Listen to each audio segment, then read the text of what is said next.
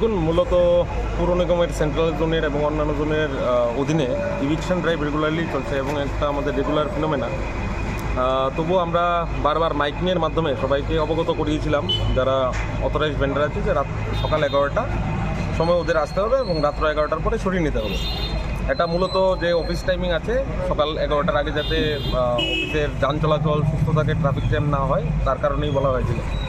কিন্তু এটা দেখা গেছে যে ওনাদেরকে বারবার বলা সত্ত্বেও, মাইকিং করা সত্ত্বেও ওনারা ওঠাচ্ছেন না এবং অনেক জায়গায় ওনারা পার্মানেন্ট স্ট্রাকচার বানিয়ে রেখেছে। তারই বিরুদ্ধে আজকে এই আমাদের রেগুলার এন্টি এনক্রোচমেন্ট রিমুভাল। এই অভিযানটা কোন জায়গা থেকে কোন জায়গা? এটা বটতলা থেকে শুরু হয়েছে এবং পুরো শহর অ্যাজ পার যেটা অর্ডার আছে সেটা ঘুরে আমরা শেষ করব।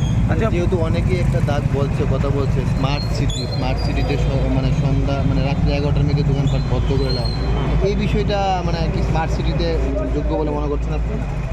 দেখুন, রুল তো সবার জন্য অ্যাপ্লিকেবল এবং এটা শুধু ত্রিপুরার জন্য, অন্য যে কোনো জায়গাতেও সেটা অ্যাপ্লিকেবল। তো রুল আমাদের সবারই মেনে চলতে হবে এবং সেটারই অঙ্গ হিসেবে অনেকে দেখবেন আপনারা অলরেডি সরিয়ে নিয়েছে এবং ওরা সরিয়ে নিয়ে যায় এবং যারা সরায় না ওরা রেগুলার হ্যাবিচুয়ালি এখানে রেখে দেয়। 11টার সময় দোকান লাগিয়ে নেওয়া না, বিশেষত প্রশ্ন জাগছে যে যেহেতু স্মার্ট সিটি আমরা সবাই জানি বা বলছি, অন্যান্য সিটিতে যদি আমি তুলনা করি, রাজ্য ত্রিপুরা রাজ্য মানে অনেকটাই ডেভেলপমেন্ট।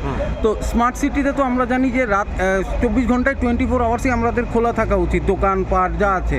তো আপনারা বলছেন যে 11টা থেকে 11টা, এটা কী ধরনের নিয়ম? মানুষ তো হতবাক হয়ে গেছে যে স্মার্ট সিটিতে এরকম হওয়ার কথাই না। দেখুন, একটা স্মার্ট সিটি একটা আলাদা ব্যাপার এবং টাউন ভেন্ডিং কমিটির যে রুল আছে সেটা আলাদা ব্যাপার। তো অলরেডি এটা আজকের না, এটা অলরেডি প্রেস কনফারেন্স করা হয়েছে এবং আপনারাও কভার করেছেন, সেখানে দেখেছেন যে রুলটা কী আছে, সেই রুলই আমরা ফলো করছি।